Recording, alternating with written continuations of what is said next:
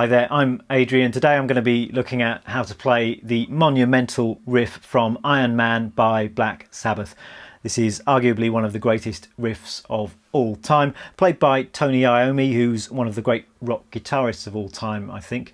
And this is despite the fact that he lost the tips from two of his fingers in an industrial accident when he was younger, and he had to replace them with the melted down tops of fairy liquid bottles. So let's check out the riff. It's nice and easy to play. It's all played with power chords on the low E and A strings. We're in the key of B minor, and our first power chord is this one here, a B power chord. I'm playing the 7th fret on the low E string with my first finger, and at the same time I'm playing the 9th fret on the A string with my 3rd finger. Play that chord once, then I'm going to be shifting that shape 3 frets higher. So my first finger is now at the 10th fret, my 3rd finger is at the 12th fret. That's a D power chord. I'm going to play that one more time, then I'm going to slide 2 frets higher again. So my first finger is now at the 12th fret, and I'm going to play that chord one more time. So far we've got this.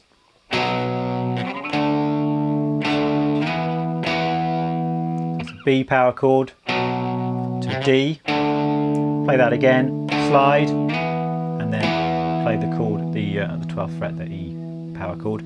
Next we're going up higher to the 15th fret. Our first finger is at the 15th fret, 3rd finger is at the 17th fret. That's a G power chord. I'm going to play that chord. I'm going to slide down 1 fret. I'm going to do that again,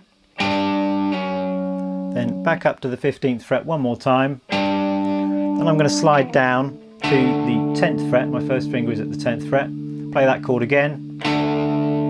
Slide up to the 12th fret and play that chord one more time. So just from that slide at the 15th fret, we've got this. Down to the 10th fret. Slide up to the 12th fret.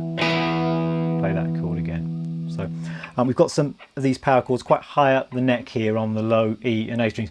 There is an argument to be made for playing this riff on the A and D strings as well, which is exactly the same notes, but I think Iommi himself plays it on the low E and A strings, and I think that's just got subtly a little bit more heaviness and weight to it, just because the tone is a bit different on those two strings. So that's the way I'm doing it here. Let me just very slowly put the whole riff together for you. We've got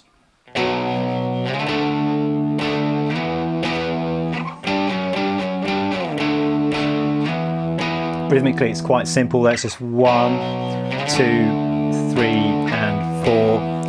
1 E and a 2 and 3 and 4.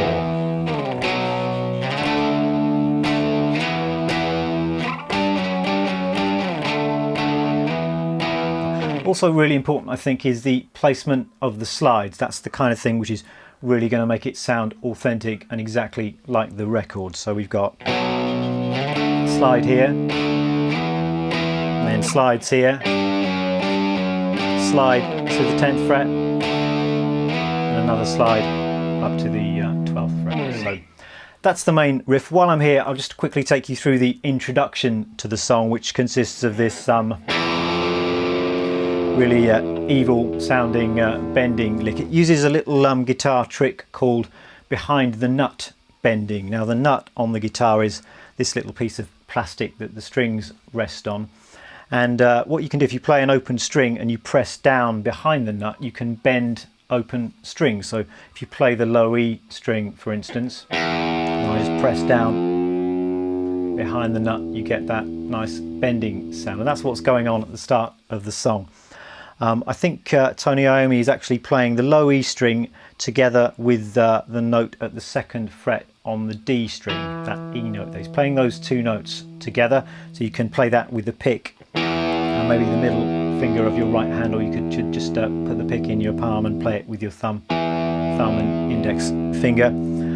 Playing those two notes, and then as he does that, he's pressing down on the low E string, either with the first finger or maybe with the first and second fingers, if you can stretch that far just to get added pressure, and he's bending that low E string behind the nut to get this kind of sound.